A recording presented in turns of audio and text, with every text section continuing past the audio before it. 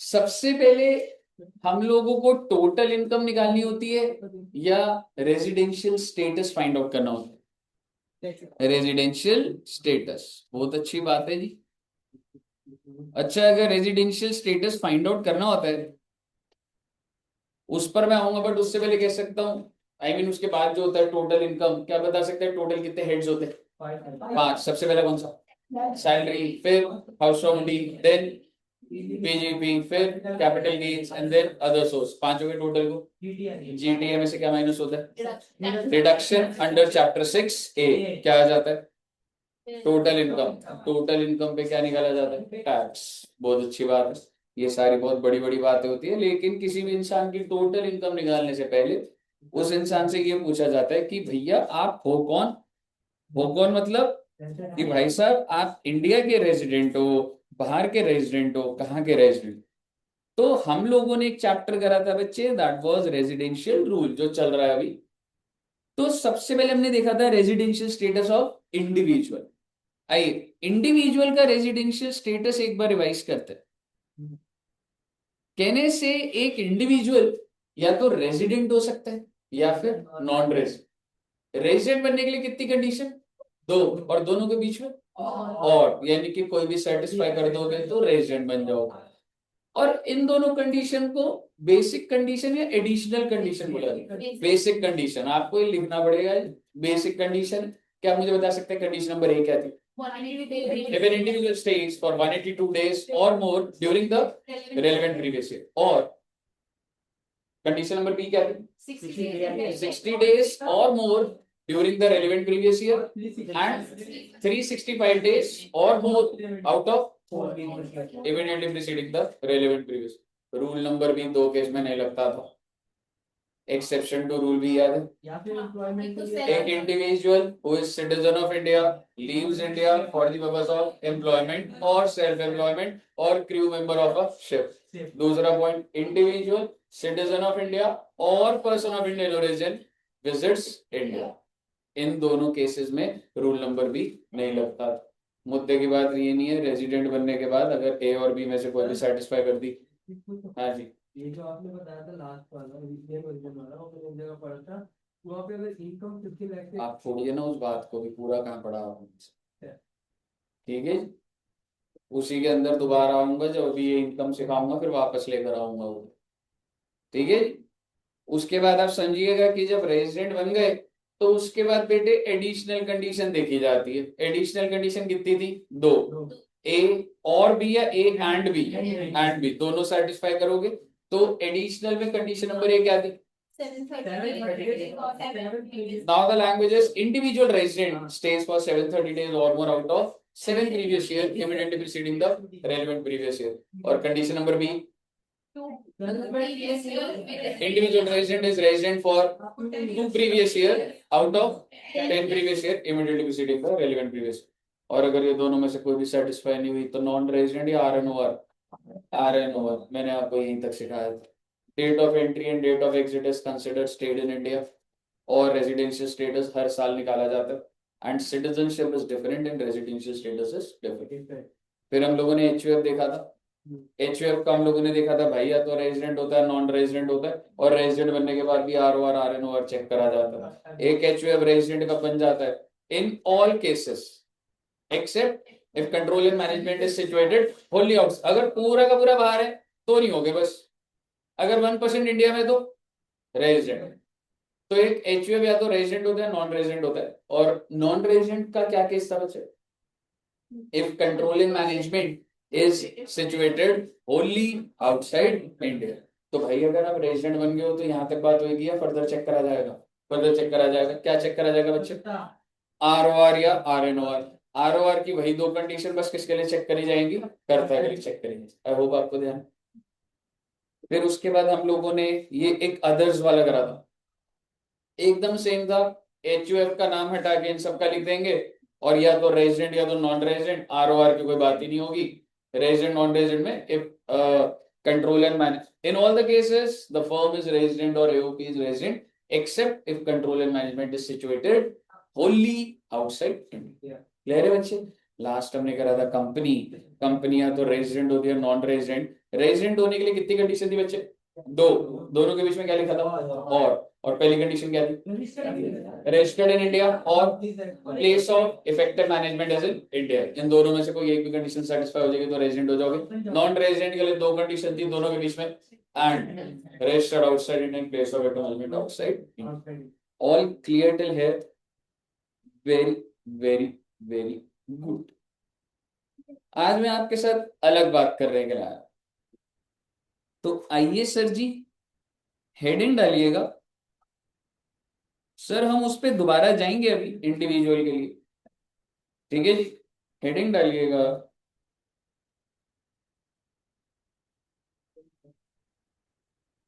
Scope of total income.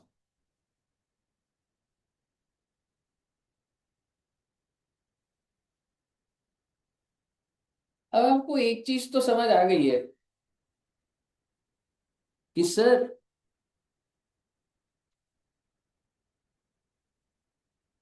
एक इंसान होता है, और ये ना सिर्फ इंडिविजुअल के लिए चलेगा बच्चा, ठीक है। या तो इंसान होता है ROR, या फिर इंसान होता है RNOR, and third is non resident. और जिन बच्चों की पहले की क्लास अभी नहीं हुई तो कोई चिंता की बात नहीं है, आप बस इतना समझिए, कहने से हम सब लोग ROR, बिकॉज हम सबसे ज्यादा इंडिया में स्टे करते हैं, on the base of number of stay था, तो ROR तो सबसे क्लोजेस्ट है ना भाई, उससे कम क्लोज कौन है? और सबसे ज्यादा कम क्लोज नॉन रेजिडेंट। जैसे कि आप मुझे बताइए, जैसे आप कोई भी मान लो क्रिकेट प्लेयर का अगर आप नाम लेंगे, जैसे बच्चों को विराट कोहली तो ROR टेक्निकली, अब और डिटेल मत जाना कि लंदन में सेटल हो चुके हैं, ठीक है। लेकिन क्रिस गेल पता है सबको, वेस्ट इंडीज का प्लेयर, तो आपके हिसाब से क्या है वो? ROR, RNOR या non resident? RNOR, non resident. भाई वो वेस्ट इंडीज में रहता है, खेलने के लिए आता है ना 15-20 दिन, ठीक है। ऐसा तो नहीं है ना कि वो खेलने के लिए आ रहा है 300 दिन आ रहा है, कुछ दिन के लिए आ रहा है, ठीक है। और अगर मैं आपको बोलूं, जैसे अभी अभी बच्चे मैच देख रहे हैं, वर्ल्ड कप चल रहा है नहीं? तो देखो जिम्बाब्वे ने ऑस्ट्रेलिया को हरा दिया भाई। हाँ, तो मतलब ऑस्ट्रेलिया का कोई प्लेयर बताना। पैट कमिंस, अब इस बार तो वो नहीं खेल रहा है। हाँ, मिशेल मार्श भी नहीं खेल रहा, और ट्रेविस हेड खेल रहा है। वेरी गुड, आपकी नॉलेज बहुत अच्छी है, पढ़ाई में भी आप मेंटेन करिएगा प्लीज ऐसी नॉलेज। हाँ, ठीक है। तो मान लो ट्रेविस हेड है, ठीक है, तो उसको क्या बोलूं मैं, रेजिडेंट RNOR या नॉन रेजिडेंट? नॉन रेजिडेंट भाई, जो इतने सारी दुनिया बाहर रहती है भाई, उनको यहाँ पे आप मुझे बताइए, क्या वो सब लोग नॉन रेजिडेंट है? क्या उनको भारत सरकार नोटिस देती होगी, तुम अपनी कंट्री में तुम्हारे इंडिया की डेवलपमेंट तुम्हारी जिम्मेवारी है? थोड़ा ना होता है, ठीक है। तो नॉन रेजिडेंट के ऊपर बहुत ही रेयर चांसेस होंगे कि किस चीज के ऊपर टैक्स लगे, ठीक है। बट हम सब लोग क्या है बच्चे? ROR। अब मैं आपको एक चीज बता दूं, थंब रूल्स होते हैं कुछ। ROR आप सब हो, आप पूरे वर्ल्ड में कहीं भी कमा लीजिए, आपको इंडिया में टैक्स देना पड़ेगा। सर हम इंडिया में कमाएंगे तो टैक्सेबल, हाँ जी। इंडिया से बाहर कमाएंगे तो टैक्सेबल, हाँ जी। सर बाहर का बाहर ही पड़ा पैसा, US के अंदर एक घर है, किराया आता है वहीं पड़ा है वहीं के, कोई फर्क नहीं पड़ता इस बात से। पूरे वर्ल्ड की इनकम जो आपकी है वो ROR के लिए तो टैक्सेबल, ठीक है बच्चे। अब मैंने आपको यही पॉइंट से लिखवाने, और आइए सबसे पहला पॉइंट लिखना स्टार्ट करते हैं। तो इसको ऐसे बना लेना बच्चे, प्रैक्टिकल क्वेश्चन आएंगे, पहले हम लोग कुछ 10-12 पॉइंट लिखेंगे, फिर क्वेश्चन सॉल्व करेंगे।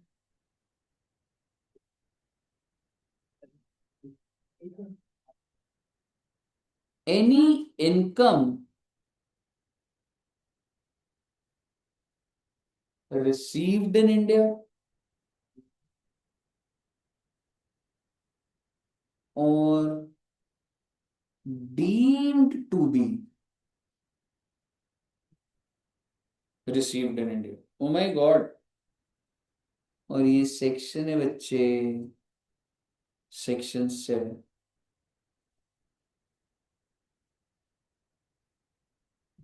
सर जी पहले तो ये बताओ, ये डीम्ड का मतलब क्या होता मान लेंगे, मान है? एग्जैक्टली, मानो या ना मानो, मानना तो पड़ेगा। सरकार डीमिंग प्रोविजन ले आती है कि भैया हमने मान लिया कि ये इंडिया में रिसीव हुआ होगा। अब मेरा आपसे एक सवाल है, हम लोगों ने लास्ट क्लास में देखा था, जैसे जतिन जी आपकी जॉब लगी थी, कहाँ लगी थी? Rank 1, AIR 1। और आपकी जॉब कौन सी कंट्री में लगी थी? दुबई में। इंडिया में लगी थी? रैंक ही याद है बस तुझे, दुबई में लगी थी ना। अब एक बात बताओ, अगर जतिन जी ने दुबई में ज्वाइन करा तो इसको सैलरी कैश पे मिलेगी या बैंक में मिलेगी? हम्म? बड़ा अमाउंट होता है, बड़ा अमाउंट होगा, बैंक में कैश में मिलेगी, लेबर को कैश मिलती है। जाएगा ना सर, हाँ? बाद में वो बंदा फिर वो बड़ी लॉन्ड्री में कुछ केस क्या कह रहे हो? लॉन्ड्री में कुछ केस होता है। बट जतिन जी आपसे पूछा जा रहा है, you want salary in cash और इन बैंक, तो बैंक अकाउंट कौन सा आपका? मेरा हाँ जी। आइडिया अभी नहीं है, हाँ, अभी ज्वाइन पड़ा है। अभी फादर का जॉइंट अकाउंट, कौन सा बैंक अकाउंट है? कौन सा, आई मीन बैंक है? हाँ, बैंक का नाम SBI। तो क्या दुबई में SBI होगा? जैसे यहाँ पे स्टेट बैंक ऑफ इंडिया है, वहां पे स्टेट बैंक ऑफ दुबई, भाई वहां पे अलग बैंक्स होंगे। आप मुझे बताइए, लॉजिस्टिकली सोच के देखिए, आप जब एक बाहर की कंट्री में जाते होंगे तो आप वही अपना इंडिया का अकाउंट यूज करते होंगे, जो वहां पे जो बैंक दिख रहा है उसका बैंक अकाउंट यूज करते होंगे, उसका बैंक अकाउंट। लेकिन जतिन जी ने क्या करा, नहीं नहीं मेरे को तो इंडिया में ही पैसे भेजने, मतलब उसने कहा नहीं कोई प्रोविजन है, कंपनी ने बोला हाँ जी है। यानी कि ये जॉब कर रहा है दुबई में, लेकिन इसके पैसे कौन से अकाउंट में आ रहे हैं? स्टेट बैंक ऑफ इंडिया में, जो कि ब्रांच किधर है? मान लीजिए कालकाजी में है। तो भैया बात ऐसी है, अगर आपने इनकम को रिसीव इंडिया में कर लिया ना तो कहीं भी कमा ले, पर रिसीव अगर इधर कर लिया तो taxable, taxable, taxable, irrespective where you are earning. अगर आपने पैसा रिसीव इंडिया में कर लिया तो टैक्सेबल हो जाएगा बच्चे इंडिया के अंदर। अब ये चीज पे कंफ्यूजन डाल सकते, तो सर इसका मतलब जतिन जी को पहला चेक मिला महीने का, मान लो 10 लाख का, और ये चाहता है कि मैं अपने पेरेंट्स के अकाउंट में भी ट्रांसफर करूं, कि भाई घर पे भी कुछ पैसे भेजने हैं, तो मतलब इसने पहले अपने दुबई के बैंक अकाउंट में पैसा रिसीव करा होगा, so he can not transfer in India. क्योंकि अगर इसने ट्रांसफर कर दिया भारत के किसी बैंक में, और चाहे इसी का अकाउंट हो, मैं तो रिसीव कर लिया मैं दुबई में, अब मेरा एक इंडिया के अंदर अकाउंट है जो मैंने अपने पेरेंट्स को दे रखा है ATM के लिए, कि आप मतलब यूज कर लेना उसको जब भी पैसे की जरूरत है, तो क्या वो ट्रांसफर करेगा तो टैक्सेबल हो जाएगा कुछ? Answer is no, because received का मतलब होता है बच्चे फर्स्ट रिसिप्ट। ये जो जतिन कर रहा है ना, दुबई से इसमें डाल रहा है, दैट इज कॉल्ड रेमिटेंस। आपकी पॉकेट में पैसे, आप एक पॉकेट से दूसरी पॉकेट में पैसा डालो। मेरे 4 बैंक अकाउंट है, मेरे को एक बार जहां से जहां फर्स्ट मिल रहा है मेरे को वो देखा जाए, उसके बाद मैं रोटेट कर रहा हूँ, वो कहां से कोई वो चीज। आप समझ रहे हो क्या बोल रहा हूँ? इसका मतलब आपके दिमाग में आ सकता है कोई बंदा ऐसा हो सकता है जो 10 साल से यूएस के अंदर नौकरी कर रहा है, जिसने 20 करोड़ रुपए कमा लिए। मैं 20 साल से यूएस में था, मैंने 20 करोड़ कमा लिए, आज मैं इंडिया वापस आना चाहता हूँ, वो 20 करोड़ को लेकर आऊंगा वहीं छोड़ दूंगा? लेकर आऊंगा। तो सवाल ये है कि अगर मैं लेकर आ रहा हूँ तो टैक्सेबल होगा या नहीं होगा? नहीं होगा टैक्सेबल, क्योंकि वो तो मेरा एक्यूमुलेटेड फंड्स है, अब तो मैं उसको अपने इंडियन अकाउंट में ट्रांसफर कर रहा हूँ, because this is remittance, receive थोड़ा ना भाई। उसका टैक्स तो पहले दीजिएगा। एग्जैक्टली exactly, और पहले दे दिया चाहे वो भारी हो, इंडिया में दिया हो ना दिया हो, आप समझिए रेमिटेंस का मतलब समझो आप। रेमिटेंस होता है आप ही का पैसा आप किसी अकाउंट में अगर डाल रहे हो, उसको रिसीव्ड नहीं बोल दिया जाता। रिसीव्ड होता है आप जहां नौकरी कर रहे थे उसने फर्स्ट टाइम कहां पैसा डाला। जैसे अगर सपोज करो मैं यहाँ पे जो रेंट दे रहा हूँ, तो मैं फर्स्ट टाइम जिस बैंक अकाउंट में डाल रहा हूँ तो वो लैंडलॉर्ड ने वहां रिसीव कर लिया, उसके आगे मुझे क्या लेना देना भाई? उनकी मर्जी, जहां मर्जी जिस अकाउंट में डालते हैं। मुझे बताइए यहां तक क्लियर है बच्चे? तो आपको ये देखना पड़ेगा कि रिसीव्ड वर्ड लिखा है, और एक चीज छोटी सी लिख लेते हैं, रिसीव्ड और रेमिटेंस में फर्क है बच्चों। Remittance is something else. Remittance होता है आपका पैसा है, आप एक जगह से दूसरी जगह पे भेजो। तो ये भी एक थंब रूल होता है, नीचे लिखूंगा। तो ये थंब रूल क्या है टेक्निकली, अगर आपने रिसीव कर लिया ना इंडिया में, तो भाई साहब टैक्सेबल करता हूं। क्लियर है बच्चे? नेक्स्ट,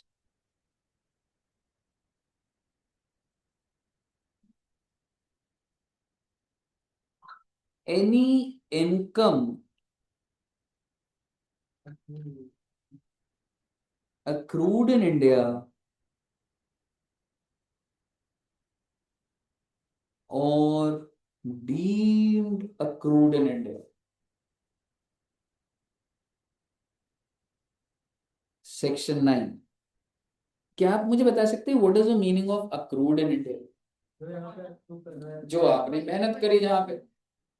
अगर मैं अभी आपको क्लासेस दे रहा हूं, तो ये जो भी मैं अर्न करूंगा, तो उसे मैं अक्रूड इन इंडिया बोलूं या अक्रूड इन यूएस से बोलूंगा? भाई जब मेहनत चल रही है वही तो मेहनत आपने कमाया ना। आपके पास एक प्रॉपर्टी है करोल बाग में। करोल बाग पता है सबको? करोल बाग की प्रॉपर्टी से किराया, so it is accrued in India or accrued outside India? Accrued in India. Now you have a property in Canada, आपको किराया आ रहा है, तो वो जो किराया जो इनकम है आपने कहाँ कमाई? Canada. Exactly, that's accrued in Canada. Cricket match अभी अगर मैं बोलूँ आईपीएल हो रहा है तो इंडिया में हो रहा है, तो जितने भी प्लेयर्स को जो भी पैसा मिल रहा है, जो भी उनका जब बिडिंग होता है, ऑक्शन होता है, तो that's accrued in India because they will play in India.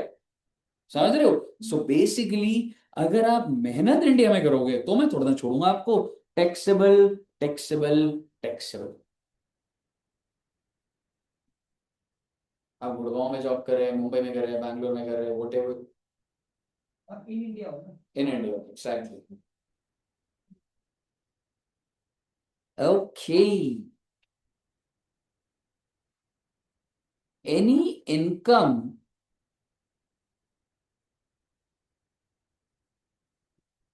accrued outside India. Okay, यानी कि आपने मेहनत बाहर करी है बच्चे। अब आरओआर के लिए, आरओआर के लिए क्या होगा? तुम आरओआर हो, तुम बाहर गए, तुम एक तुमने कुछ परफॉर्म करा, सिंगर हो, कॉन्सर्ट हुआ तुम्हारा, वापस आ गए तुम इंडिया में। सेक्शन नहीं है इसका। आरओआर के लिए क्या लग रहा है आपको?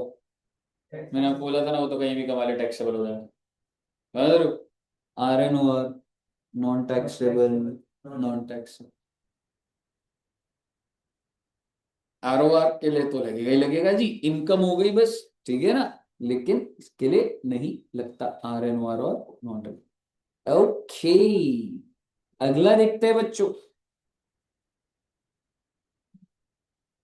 Any income accrued outside India, okay, but controlled from India। मतलब ना बच्चे ये ऐसे स्पेसिफिक लिखे हुए आते हैं। सबसे पहले आप समझो कि अक्रूड तो कहाँ हो रहा है बच्चे? Outside India. बट आपको ये वर्ड दिखेगा कि कंट्रोल यहाँ हो रहा है। सर कंट्रोल का मतलब हो सकता है भाई डिसीजन मेकिंग इधर हो रही हो, कुछ वेयर हाउस इधर हो, कुछ ना कुछ नेक्सस, कुछ ना कुछ कनेक्शन है इंडिया। ठीक है, अब आप मुझे बताइए what I will do for ROR. ROR पे तो कोई दिमाग ही नहीं लगाना जिंदगी, इनकम तो टैक्सेबल। आरएनओआर, आरएनओआर के लिए टैक्सेबल हो जाएगा। और इसको आप मार्क कर लीजिएगा, आप जब क्वेश्चन करेंगे तो हम मिस्टेक करेंगे, भूल जाएंगे आप। आरओआर के लिए तो हर जगह की आरओआर के लिए तो टैक्सेबल है। अगर वो फॉरेन में भी आने पड़ेगा तो हाँ पर आ तो गया अक्रूड आउटसाइड इंडिया। आप कहाँ भूल जाओगे? आरएनओआर वाला भूल जाओगे आप। तो ध्यान रखना, जब कंट्रोल्ड होता है तो आरएनओआर के लिए भी टैक्सेबल होता है, और नॉन रेजिडेंट के लिए। ओके, अच्छा जी, आओ बेटे अगला देखें। Any income accrued in India but controlled from outside India. Oh my God sir, हमने सिर्फ अक्रूड इन इंडिया तो देखा था, टैक्सेबल टैक्सेबल टैक्सेबल। अभी आपने लगा दिया कि अक्रूड बट कंट्रोल्ड हो रहा है बाहर से। तो सरकार कह रही है हम ज्यादा लॉजिक नहीं लगाते, सिंपल लॉ रखते हैं हम तो सिर्फ इतना ही पढ़ते हैं accrued in India, taxable taxable taxable. तो ऐसा नहीं है भाई, आउटसाइड इंडिया में कोई रिलैक्सेशन है, समझ रहे हो? अक्रूड इन इंडिया दिख गया ना आपको, उसके आगे कोई कॉम्बिनेशन नहीं है, कंट्रोल कहाँ से हो रहा है, accrued in India taxable for all.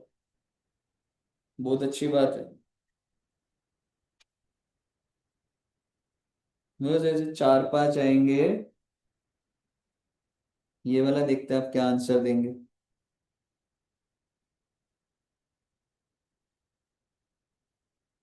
Any income accrued outside India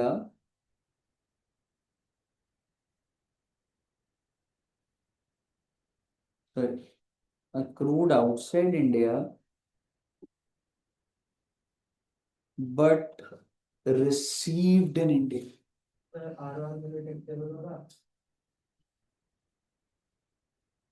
और वो RN के लिए नहीं होगा, वो सबके लिए होना है, अभी तो exactly that's received in India. चाहे आपने बाहर कमाई, पर अगर आपने इंडिया में रिसीव कर लिया तो पहला वाला याद रखना, बड़ा कॉम्बिनेशन भी तो आ सकता है, समझ रहे हो? तो रिसीव्ड इन इंडिया है तो टैक्सेबल हो जाएगा। सही बच्चों को समझ आ गया ना बच्चे क्या हुआ ये? ऐसे ही पॉइंट आएंगे बच्चे, अक्रूड आउटसाइड इंडिया लिख देंगे और वो बोलेंगे 50% इज रिसीव्ड इन इंडिया, समझ रहे हो? तो अभी देखेंगे वो। ओके,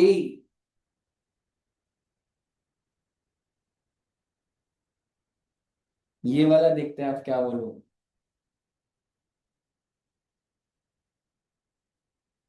लोन ऑफ ₹5 लाख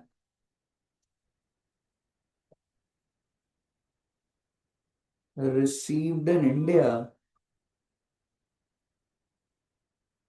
कुछ काटने वाले फ्रॉम आउटसाइड इंडिया। ओहो, रिसीव कहाँ करे बच्चे लिया तो और R1 लिया किससे? Outside India. कितने रुपए? तो क्या करूंगा, टैक्सेबल टैक्सेबल टैक्सेबल। क्लियर है सबको? गलत है बेटी, गलत है बच्चे। हाँ ओके, क्यों गलत है बताओ रे? हम्म, इजी, थोड़ा, एग्जैक्टली। भाई टैक्सेबल वो होता है जो इनकम होती है, लोन कब से इनकम होने लगी भाई, समझ रहे हो? तो आप मुझे बताइए सर, आपका सवाल ही गलत है सर। लोन कब से इनकम होने लग गई sir? Not applicable, not applicable, not applicable.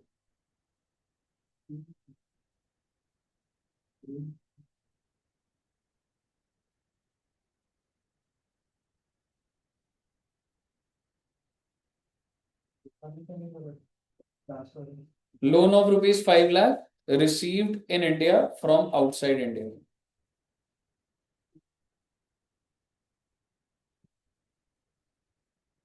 Clear है बच्चे? कितने पॉइंट्स लिख लिए थे? ओके, नेक्स्ट पॉइंट यहां से स्टार्ट कर रहा हूँ। हाँ, मेरी थी sheet।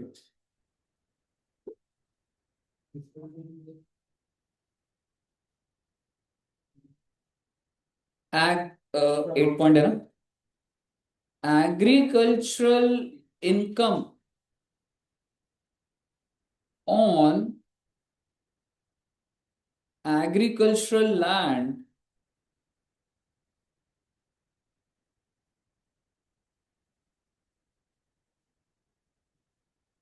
situated in India। Exactly exactly। क्योंकि अगर आपको कोई एग्रीकल्चर इनकम होती है ऑन एग्रीकल्चर लैंड, यानी कि फार्मिंग की इनकम है, तो भारत देश ने क्या बोला हुआ है? Exempt exempt exempt. और जिन बच्चों ने एग्रीकल्चर इनकम पढ़ रखा है उनको पता है पार्शियल इंटीग्रेशन नाम की भी चीज होती है। ठीक है ना, उसका दिमाग नहीं लगाना कुछ हमने, लेकिन एग्रीकल्चर इनकम हमारी क्या होती है बच्चे, एग्जेम्प्ट। क्लियर है सर? इसी पे एक और पॉइंट बना देता हूं, agricultural income on agricultural land situated outside India.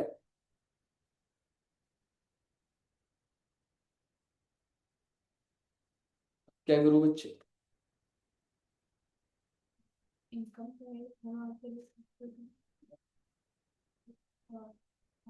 ROR के लिए क्या करूं? टैक्सेबल, बिल्कुल, क्योंकि भाई ये इंडिया में नहीं हो रही ना, बाहर है, तो बाहर के लॉज में तो टैक्सेबल करती है भारत सरकार, तो यहाँ तो हो गया टैक्सेबल। आर एन ओवर, आप ऐसे सोचिए, this is accrued in India और आउटसाइड इंडिया। अरे हाँ, तो आउटसाइड इंडिया, तो अक्रूड आउटसाइड इंडिया होता है, तो आर एन ओवर के लिए क्या होता है, नॉन टैक्सेबल, और नॉन रेजिडेंट के लिए नॉन टैक्सेबल। और बात बदल दूंगा मिनट के अंदर, अक्रूड आउटसाइड इंडिया पर अगर आगे लिख दूंगा रिसीव्ड इन इंडिया, तो तीनों के लिए टैक्सेबल कर दूंगा, तो ये मॉड्यूलेशन आएंगी क्वेश्चन के अंदर। अगर कुछ नहीं लिखा तो अभी मैं उस पर रिसीव पे दिमाग नहीं लगाऊंगा, और मैं सीधा बोलूंगा अक्रूड आउटसाइड इंडिया। लेकिन अगर आगे लिख दूं कि 60% रिसीव्ड इन इंडिया, तो 60% टैक्सेबल हो जाएगा। बताइए, क्लियर है बच्चे? ओके, बस एक दो पॉइंट है, फिर उसके बाद क्वेश्चन देखते हैं एक दो। Gift received from relative of individual। अगर आपको कोई गिफ्ट मिले, किससे गिफ्ट मिल रहा है बच्चे? रिलेटिव से। क्या कुछ टैक्सेबल होता है या एग्जेम्प्ट होता है? एग्जेम्प्ट, एग्जेम्प्ट, एग्जेम्प्ट, क्योंकि इंपॉर्टेंट बात यह है जी कि आपको रिलेटिव से गिफ्ट में,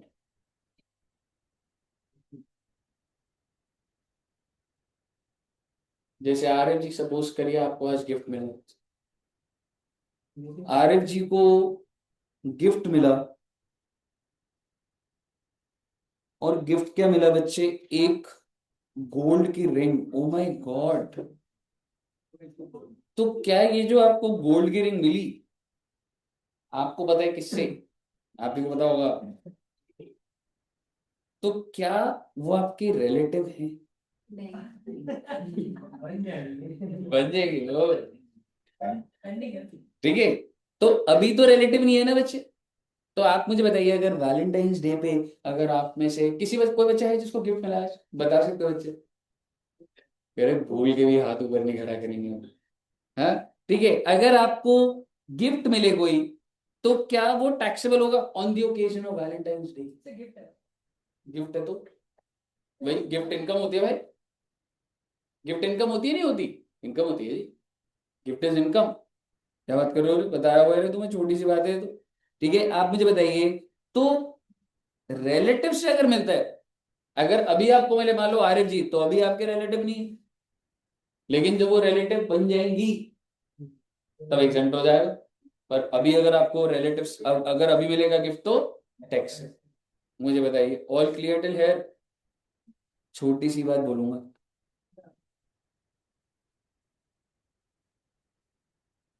गिफ्ट रिसीव्ड फ्रॉम अदर्स, एक तो रिलेटिव की बात हो गई, एक बात हो गई अदर्स की।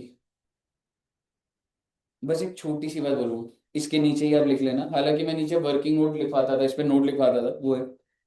तो बच्चे, अगर आपको अदर्स से भी मिल रहा है ना, तो उन्हें एक लिमिट होती है, कुछ लिमिट ध्यान है बच्चों को?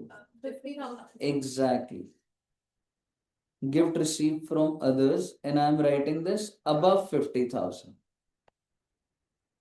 तो क्या हो जाता है बच्चे? Taxable, taxable, taxable. I am assuming India में मिला है।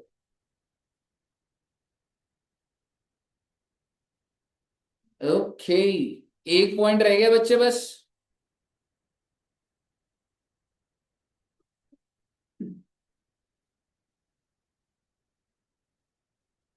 अच्छा आप ना बच्चे, अभी आपने जो है टेबल स्टार्ट करा था जहां से भी, क्या मुझे बता सकते हैं कौन से साल के लिए? कोई ना कोई तो साल होगा ना कि भाई क्या क्या तेरे को रिसीव हुआ, तो अभी कौन सा ईयर चल रहा है?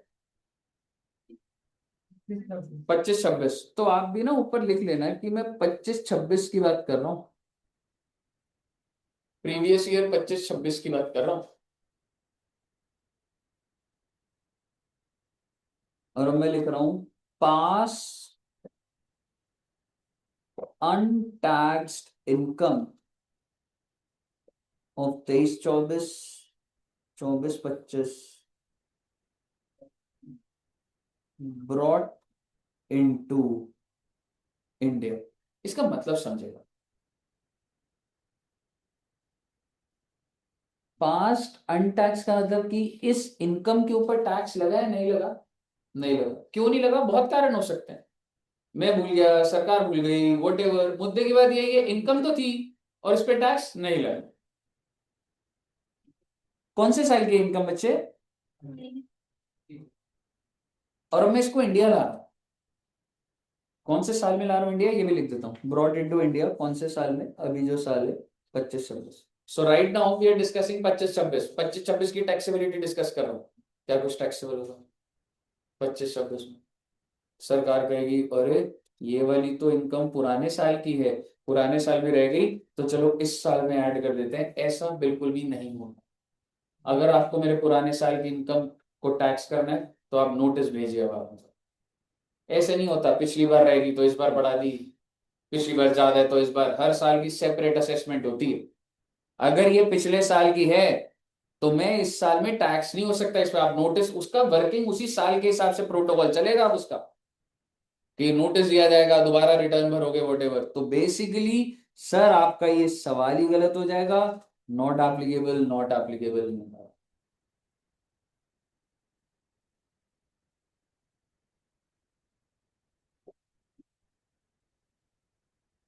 ठीक है बच्चे, अब एक पॉइंट में डाल रहा हूं जबरदस्ती का, वैसे खत्म हो चुके हैं, जस्ट आपका कॉन्सेप्ट बन जाए।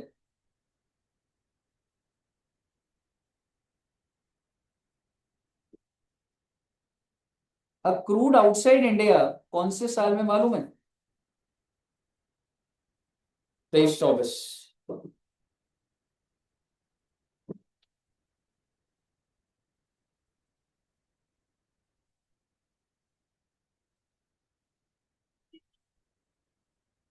Received in 25-26 in India. बड़ा ही कंफ्यूजिंग सा सवाल है, जरा सोचते हैं। मैंने इनकम कब कमाई? तो टैक्सेबल तो 23-24 में होनी चाहिए थी। अभी अगर हम 25-26 में, तो सवाल ही नहीं उठना चाहिए था। लेकिन क्योंकि हम वो ड्यू बेसिस पे थी, मुझे रिसीव ही पहली बार हुई। आप समझ रहे हो, रिसीव कहाँ हुई? 25-26। क्या ये 25-26 में टैक्सेबल हो जाएगा? इसके ऊपर ऐसा कोई इमीडिएट आंसर नहीं, मैंने बना दिया कॉम्बिनेशन। तो डिपेंड करता है आपकी नेचर ऑफ इनकम क्या है, क्या वो रिसिप्ट बेसिस पे भी होती है, ड्यू बेसिस पे भी होती है। पर मैं आपको कंफ्यूज नहीं करना चाहता। लेट्स डू वन थिंग, अगर आपको रिसीव हो गई, मैं आपको कंक्लूजन ये देना चाह रहा हूँ, भाई इनकम जिस साल की है ना उसी साल में ट्रीटमेंट। आपको सवाल नहीं मिलेगा, क्वेश्चन। आप ये मान लीजिए इनकम किस साल की है? 23-24, तो जो होना था 23-24 में होना था, ड्यू बेसिस पे चल रहा। तो अगर इस साल आया है तो मुझे इससे कोई मतलब नहीं। नोटिस वाला भी क्या हुआ जब हम नोटिस भेज दिए? इनकम उसी साल की, तो आरओआर ने तो उसी साल में टैक्स दे दिया होगा, आरएनओआर ने नहीं दिया होगा, नॉन रेजिडेंट में नहीं दिया होगा। समझ रहे? मुझे बताइए, क्लियर है बच्चे? अगर आपको क्लियर है तो these are the possible points जो अभी हम क्वेश्चंस में देखेंगे और जो हमें भी समझ आएगा। मुझे बताइए, यहां तक लिख लिया बच्चों ने? ओके, तो आइए बच्चे समझते हैं एक बार।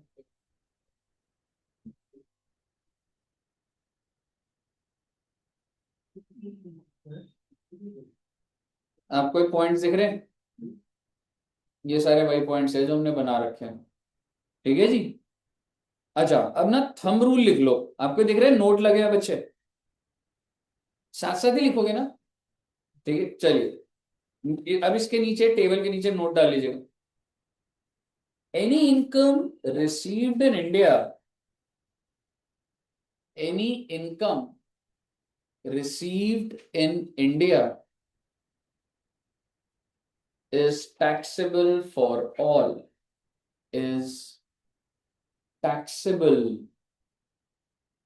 for all। all का मतलब क्या हुआ, ब्रैकेट में लिख लेना, R R O R, R N O R and non res. बहुत अच्छी बात है जी।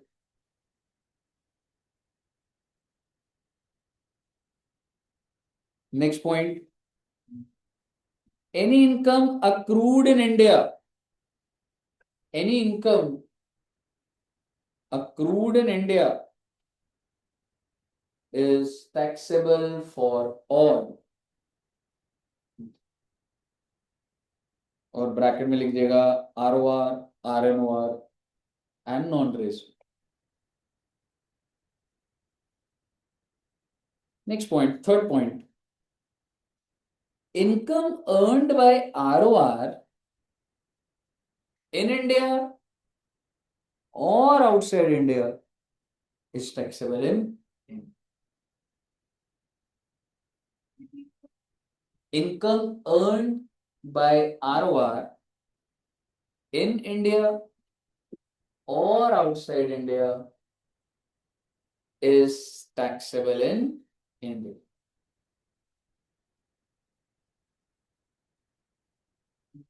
ठीक है बच्चे, और ये तीनों का आप ऐसे लिख सकते हैं, these are thumb rules. Just एक बार अगला पॉइंट पढ़ेंगे, आपको समझ आ रहा है?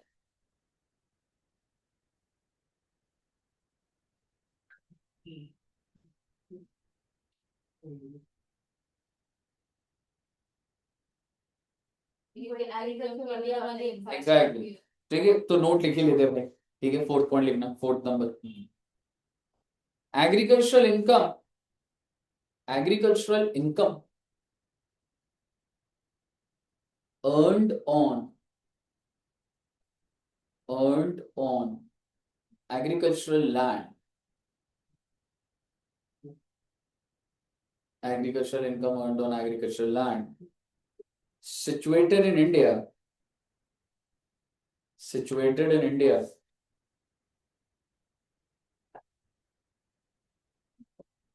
is exempt under section 10 subsection 1। exempt under section 10 subsection 1 पढ़ेंगे। ये एग्रीकल्चर इनकम अलग से चैप्टर है आपका।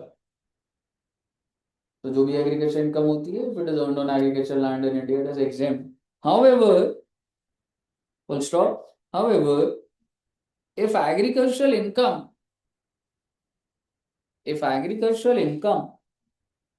is earned on agricultural land outside India, तो देखो ना कितना प्रिसाइज लिखा है, it will be taxable for R O R. आराम से लिख लो बच्चे, कोई जल्दबाजी नहीं।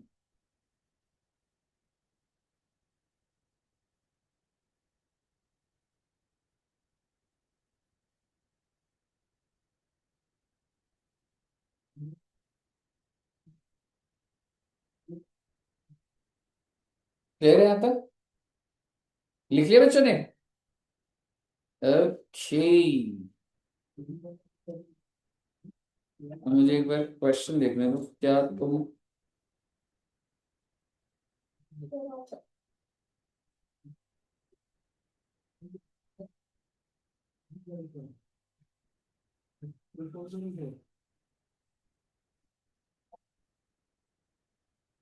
बढ़िया एग्जाम्पल है जी, और इसको सॉल्व करेंगे, आपको फिर समझ आएगा बच्चे। चलिए एग्जाम्पल देखते हैं बच्चे। Mister A has earned following income during the previous year 24-25। बहुत अच्छी बात है। एसएससी का नाम क्या है जो इंसान का निकाला है? Mister A. कौन सा साल है बच्चे? 24-25। Determine the total income of mister A if he is R O R. RNOR और नॉन ट्रेस। ठीक है, सबसे पहला point, wages of 15,000 per month from edu junction. Okay, आप मुझे बताइए, मिस्टर ए को इनकम मिल रही है, सैलरी मिल रही है बच्चे, वेजेस भी कहाँ टैक्सेबल होता है, सैलरी। बात अभी मुद्दे की बात वो नहीं है, मुद्दे की बात ये साल की इनकम बता दो इसकी। 15,000 इंटू 12 कर दूंगा ना, 1,80,000। अब सवाल ये है कि टैक्सेबल किस किस के लिए होगा, आर ओ और RNO और नॉन रेजिडेंट तीनों के लिए होगा क्या? रीजन? ठीक है, you can say received in India but better you could have said accrued in India also. तो ये बात ऐसी है, अगर accrued in India taxable taxable taxable, समझ आ रहा है आपको? तो बेसिकली आप ऐसे पर्टिकुलर बनाएंगे, ROR RNO और नॉन रेजिडेंट। मैं एक पॉइंट और कराता हूँ, फिर आप ये पूरा स्टेटमेंट बनाओगे। ए हैज अ, हाँ जी, हाँ, A has a business of matrimony, ओहो, इन इंडिया। मैट्रिमोनी बिजनेस क्या होता है बच्चे? ये वाली वेबसाइट पे अगर किसी को शादी करानी हो, करनी हो, तो हो जाती, जरूरी है, हो जाती है, कुछ रह भी जाते हैं। मतलब कोई जानते हो, कोई मतलब रहेगा? ठीक है, profits earn during the year 24-25 is 10 lakhs, ओहो, and it is controlled from USA। आप मुझे बता दीजिए क्या करूं? ROR के लिए अमाउंट बता दो, 10 लाख। RNO, हाँ, कंट्रोल फ्रॉम USA, कुछ फर्क पड़ता है? कोई फर्क नहीं पड़ता भाई, मैं तो बोला था सरकार बहुत तेज है, अप्रूव्ड इन इंडिया कहती है इससे आगे नहीं देखेंगे। तो 10 लाख 10 लाख 10 लाख, दिख रहा है बच्चे आपको? कहीं क्लियर है ना कैसे बना हुआ टेबल? चलो एक और मैं करा देता हूँ। Profit on sale of shares of Reliance retail limited. अरे भाई, मतलब मैंने शेयर्स बेच दिए रिलायंस रिटेल लिमिटेड, ये इंडियन कंपनी है बाहर की है? इंडियन कंपनी है ना, तो इसको अक्रूड इन इंडिया बोला जाता है ना। इंडिया के एसेट बेचोगे तो अक्रूड इन इंडिया होगा, और अक्रूड इन इंडिया तो बता दो क्या करूँ? 50,000 50,000 और 50,000। कहीं कोई दिक्कत? अगला एग्जांपल भी देख लीजिए, चलो मैं आपको एक बड़ा एग्जांपल दे दूंगा, मैं ही कराता हूँ। Profit from business in USA, ओहो, मुझे बिजनेस इन USA का मतलब होता है accrued outside India technically, controlled from India 10,000, 60% profits are received in ROR का बता दो आप, अमाउंट बताना है जी। 10,000, क्योंकि ROR को तो सारी की सारी इनकम टैक्सेबल होती है, RNO में।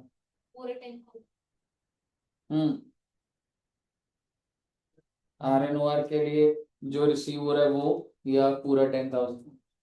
आप टेबल रेफर करो, आपने अगर कंट्रोल्ड इन इंडिया तो पूरा टैक्सेबल लिखा हुआ है, बिल्कुल करेक्ट है, 10,000 ही आ जाएगा। और नॉन रेजिडेंट के लिए 60%, हाँ तो 6,000 बोलो ना। बताइए, क्लियर है? ओके, सबको समझ आ गया ना बच्चे? ये rental income from property in New Zealand. अच्छा जी, प्रॉपर्टी न्यूजीलैंड, कितनी बिग इनकम। ROR के लिए 2 लाख रुपए। जिन बच्चों ने हाउस प्रॉपर्टी पढ़ा हुआ मन में आ रहा होगा 30% माइनस कर देंगे, तो हो रहा होगा, वैसे तो मैं नहीं बनाया तो नहीं करा, लेकिन अगर पेपर में मॉड्यूल में अगर लिखा होगा तो आप इसमें से 30% माइनस कर दो, जो पढ़ा हुआ वो समझ होगा, स्टैंडर्ड डिडक्शन। ठीक है, बाकी भी ज्यादा दिमाग नहीं लगाएंगे। 2 लाख रुपए ROR के लिए, RNOR के लिए कुछ भी नहीं होगा, because that's accrued outside India, तो नहीं होगा, एंड नॉन रेजिडेंट के लिए नहीं होगा। वेरी गुड, ठीक है ना, क्लियर है ना? Gift of 5 lakh received on the occasion of marriage of Dushyant sir. यार मैंने बच्चे में जाऊं सर की शादी में, एग्जाम्पल के थ्रू तो मैं थोड़ा, ठीक है, क्या होगा बच्चे? नहीं नहीं मैम, अच्छा ये तुमने पढ़ा नहीं अभी। मैरिज पे आपको कितना भी कैश गोल्ड कुछ भी मिले, except on the occasion of marriage gifts.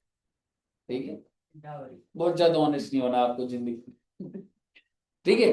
तो आप मुझे बताइए कि जो भी गिफ्ट मिल रहा है, ठीक है, तो वो क्या हो जाएगा बच्चे, मैरिज इज अ स्पेसिफिक, मतलब ये आपने लिखा नहीं हुआ, ये नया पॉइंट आ रहा है आपके सामने। एक तो अच्छा सर, आपके दिमाग ये है सर रिलेटिव से या किसी से भी, किसी से भी, ठीक है। तो जो अच्छा मैरिज पे मतलब जो ग्रूम और ब्राइड है उनके लिए, ऐसा नहीं होता मैरिज पे किसी को भी कोई भी गिफ्ट दे, ठीक है, जिनकी शादी है उन्हीं की। Agricultural income outside India 3 lakh and 30% is received in India. ROR के लिए, पूरा free। आरओआर के लिए तो पूरा 3 लाख होता रहेगा। उसके बाद आर एन ओआर नहीं, because that's accrued outside India, तो 90,000 और 90,000। आप देखेंगे इस तरीके से आपको टेबल बनाना होगा। अगर पेपर में ऐसा सवाल आता है तो ये इजी कैटेगरी का सवाल माना जाता है, समझ रहे हो? और आज के टाइम पे क्वेश्चन ऐसा आता है कि ये भी बन जाएगा और फिर रेजिडेंशियल स्टेटस भी चेक करा जाता है। वो जो आप कह रहे थे सर कुछ 15 लाख का कुछ है, ये बनने के बाद कंक्लूडिंग पॉइंट्स आते हैं, अभी नहीं जा सकते पर दोबारा क्रॉस रेफरेंसिंग देंगे। बताइए क्लियर है बच्चों को? अगर ये क्लियर है बच्चे तो मैं आपको एक क्वेश्चन दे रहा हूं, ये तो नहीं बनाना ना दोबारा, है ना? आइए एक बड़ा क्वेश्चन करते हैं।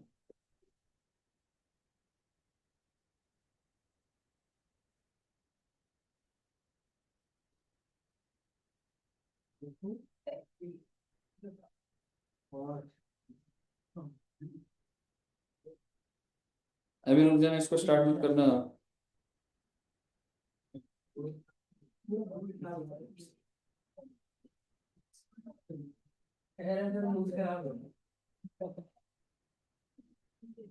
इलस्ट्रेशन 7 आप स्टार्ट कर सकते हो, ठीक है, मैं रीड करा देता हूँ।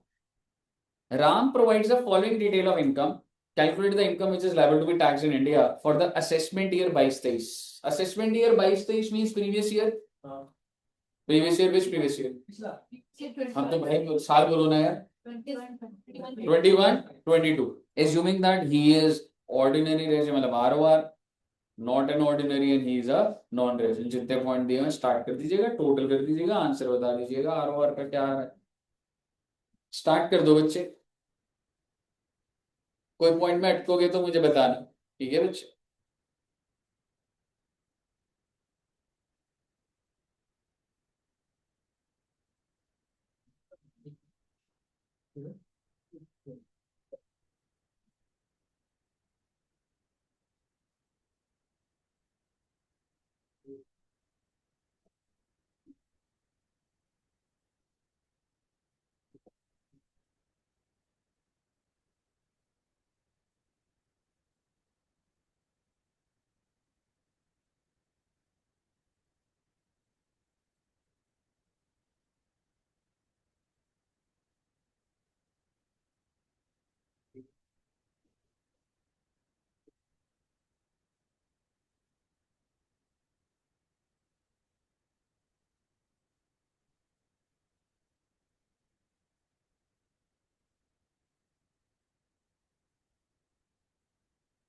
फर्स्ट पॉइंट थोड़ा सा कंफ्यूजिंग हो सकता है बट ड्रिल डाउन करने के लिए देखो, फॉर्मर एम्प्लॉयर है। फॉर्मर एम्प्लॉयर समझते हो आप? Is he your current employer और पहले का? और बड़ी अजीब बात है कि अगर पहले का एम्प्लॉयर है तो अभी सैलरी क्यों दे रहा? पेंशन लिखता तो बेटर होता है कि मैं एक जगह छोड़ दिया पेंशन है, ठीक है। सुनिएगा, क्योंकि ना लैंग्वेज का भी थोड़ा सा कभी कभी बैरियर रहता है। मैं आपको ये बोलना चाह रहा हूँ, वो इन वाला जो परसेंटेज होता है ऐसे करके करके नहीं और नहीं, एक सेकंड,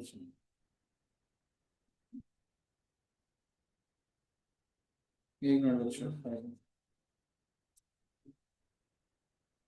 ठीक है जी। हाँ, तो अगर आप इस पे सिर्फ लैंग्वेज पे फोकस करोगे ना, मतलब जैसे अगर बहुत आइडिया लग जाए तो कंफ्यूजन आती है। बट इसमें हम लोग क्या मान के चल रहे हैं, अगर सैलरी जो है रिसीव कहाँ पर हुई, इंडिया में, तो इसलिए उन्होंने टैक्सेबल कर दी।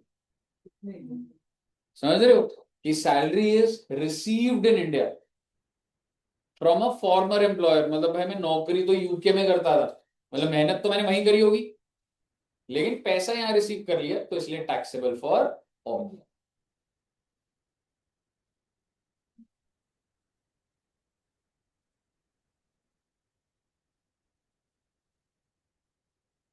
तो सेकंड में तो वही कंट्रोल आउटसाइड वाला पॉइंट लगेगा ना कि वही कंट्रोल फ्रॉम इंडिया लेकिन आउटसाइड आर और आर एन ओ आर के लिए टैक्सेबल हो जाएंगे।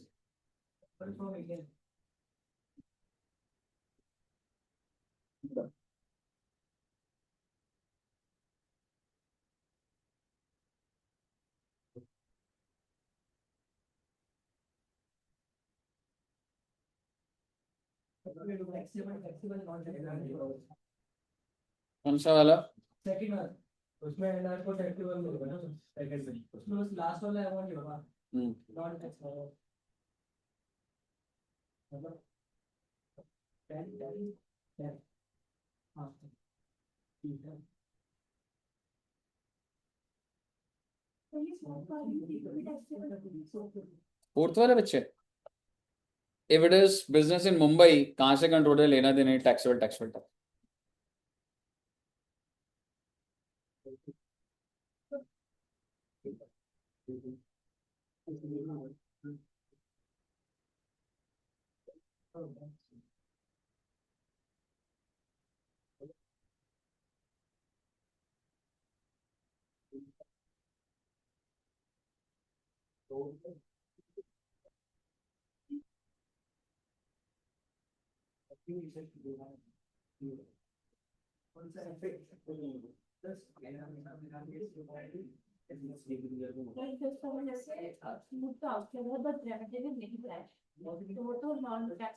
हाँ जी, आर ओ आर के लिए टैक्सेबल हो जाएगा, बाकियों के लिए नहीं होगा।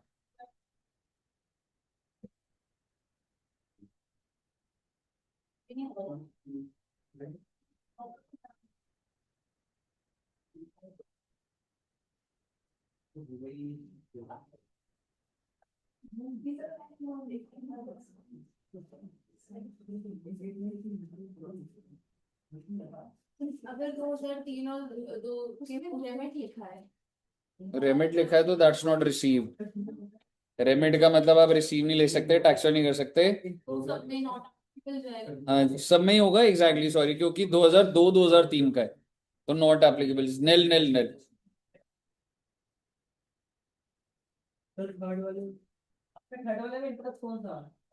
भाई डिपॉजिट है कनाडा में, so that's accrued outside India, but 1/3 is received in. तो आर ओ आर के लिए तो पूरा 30,000 कर दो, आर एन ओ आर के लिए 10,000 एंड नॉन रेजिडेंट के लिए 10,000, because 1/3 is received in India.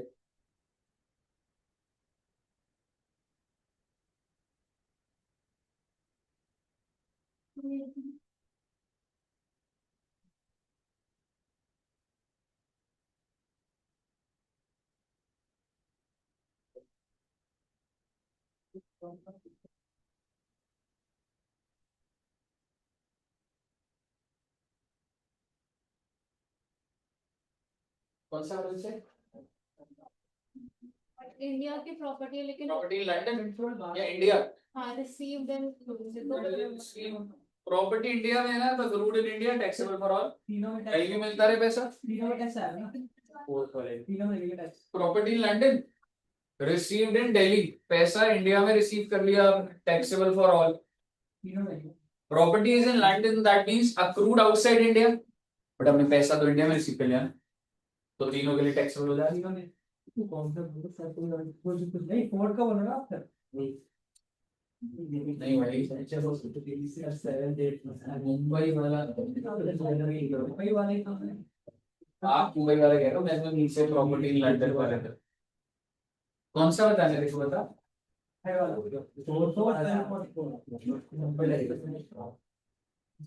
Deposit in Canada है, कनाडा के कहीं वहां पे तुमने डिपॉजिट करे तो अप्रूव्ड आउटसाइड।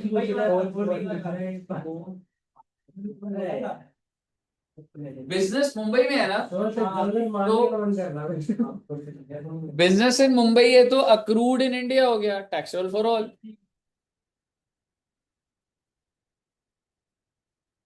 अक्रूड भी आउटसाइड है और रिसीव्ड भी आउटसाइड है। आरओआर के लिए तो टैक्सेबल आर ओ आर बाकी हो गया।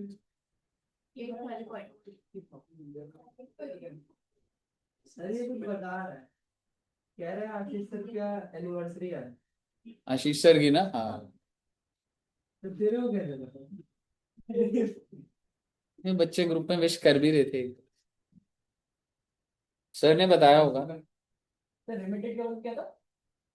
रेमिट का मतलब होता है, जैसे तेरी पॉकेट में 100 रुपए है, तू उसको दूसरी पॉकेट में डाल ले, तेरा ही पैसा, बस तेरे from one bank to another.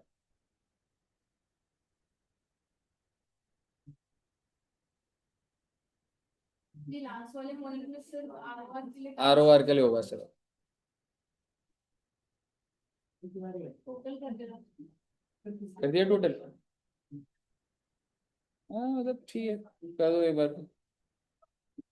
Last वाले पॉइंट का हम ये कंसीडर करेंगे कि अकाउंट के आउटसाइड है control accrued outside, received outside है, पर आर, हाँ कंट्रोल्ड भी, क्योंकि लिखा ही हुआ कंट्रोल पर टर्की है तो बाहर ही है, तो सिर्फ ROR के लिए टैक्सेबल, बाकी दो के लिए नहीं।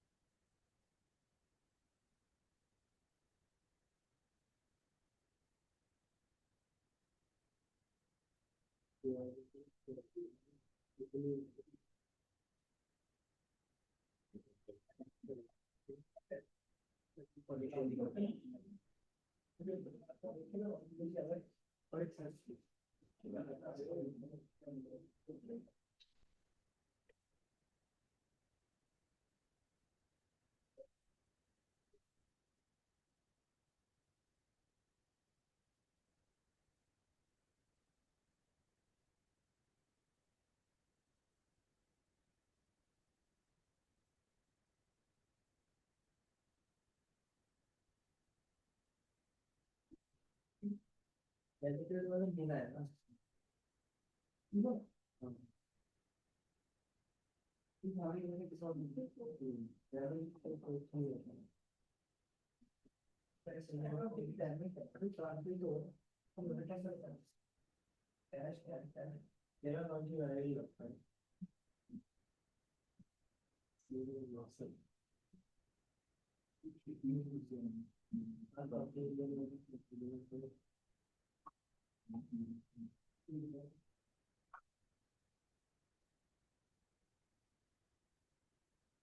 क्या करूँ, क्वेश्चन दिखाऊं, आंसर ही रहने दो।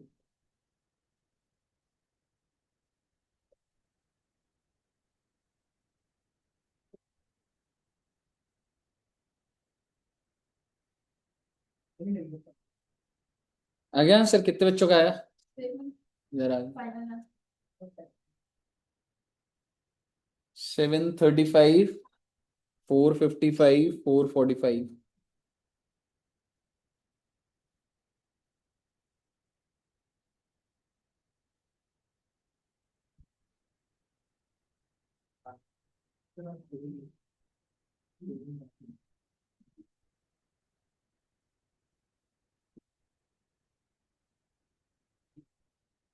हर्षित जी का आ गया।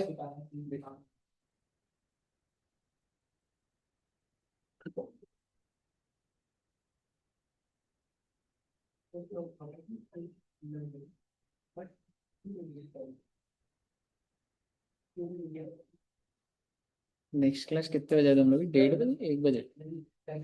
1 बजे, 11:30 से, हाँ दस। Those properties in London, so that's accrued outside India and received in Canada, तो भाई रिसीव भी बाहर है, पर ROR के लिए तो करेगा ना टैक्सेबल। ROR की पूरी वर्ल्ड की इनकम टैक्सेबल होती है, तो ROR के लिए 2.5 लाख, बाकी होगा नील नील। कहिए साहब जी, all clear till here? Okay, मैं एक बार देख लूं यार, अगर कोई क्वेश्चन मिल जाए तो। डेटा तो नेक्स्ट क्लास में खत्म हो जाएगा, बट 2 क्लास लगाएंगे इस पर हम लोग ना।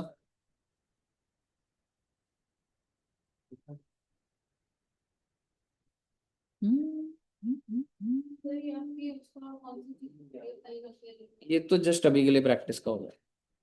मेरे को जो सर्च करा मैंने, कोई बहुत पहले की फाइल से क्वेश्चन, मॉड्यूल के अंदर बहुत बढ़िया क्वेश्चन, मॉड्यूल और स्कैनर में जैसे होगा वो इसका कोई ट्रैक रखने का वो नहीं है इसमें।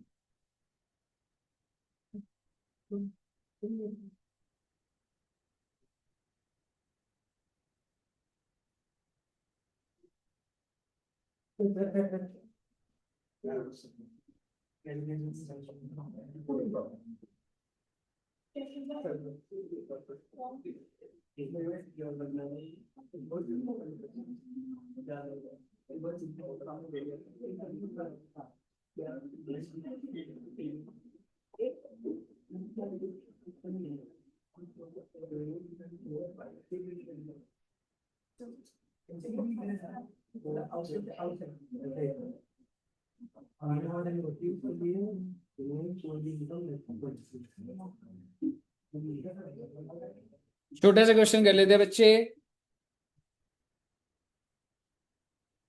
ये वाले में ना आप पूरा मत लिखना, सिर्फ मुझे आंसर बता देना रेजिडेंट का कितना है, ठीक है।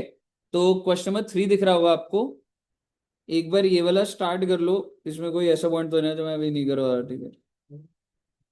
चलो ऐसे ही बता दो, बस 5 मिनट में कर लेते हैं। एक बात बताइए, तो बेसिकली मिस्टर ए है, ROR RNOR नॉन रेजिडेंट। सबसे पहला पॉइंट देखते हैं, profit from a business Bombay manage from London 1,60,000 1,60,000 1,60,000, ठीक है जी, सेटल्ड है।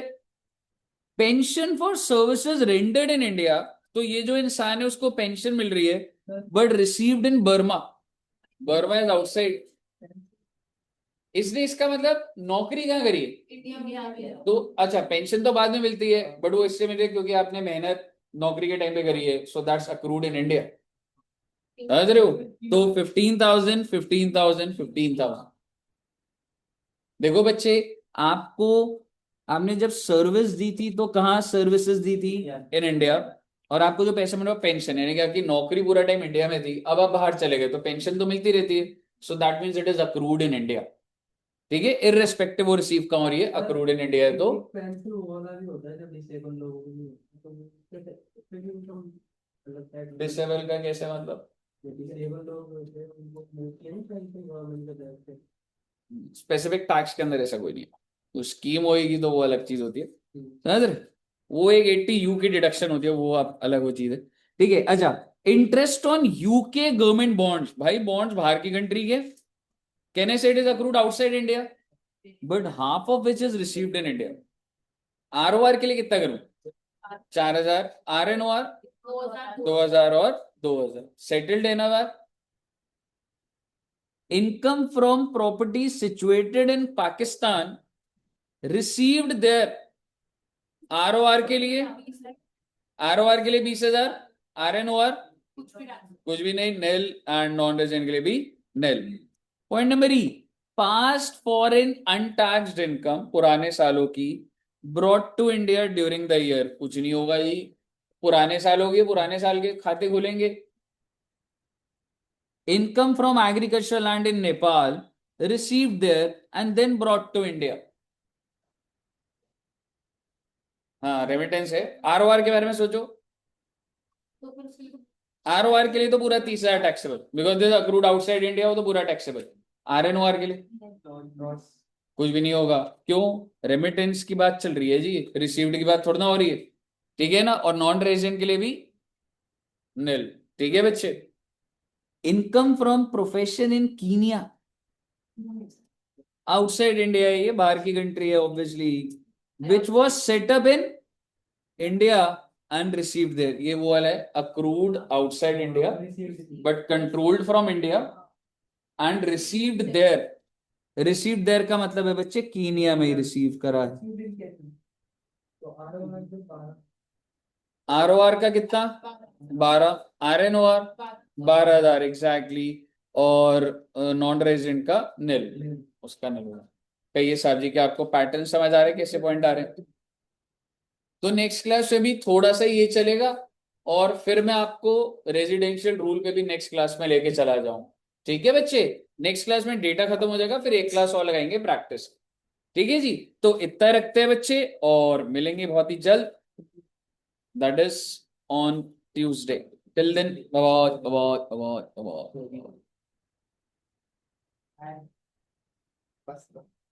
ऑनलाइन में भी सबको क्लियर है। है ना सर? हाँ जी